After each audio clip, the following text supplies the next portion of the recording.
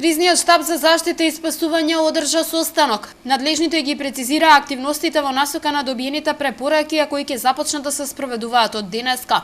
Во случај на снежни наноси и голомразица, граѓаните и фирмите имаат обврска да ги расчистат приодите пред влезовите и тротоарите пред објектите.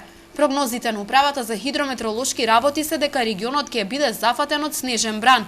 Се очекуваат температури до минус 15 степени Целзиусови.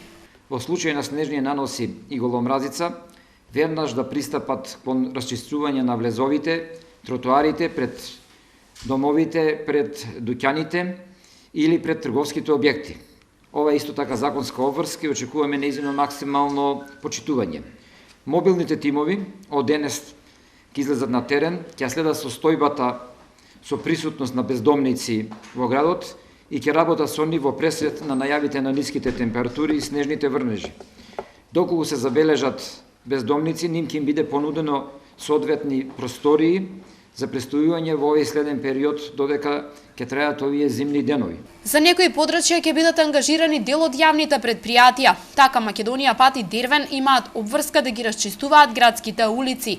Задачи за постапување во случај на кризни ситуации имаат и градежните компании. Полицијата пак ќе ги отстранува непрописно паркираните возила за непречен провод на механизација.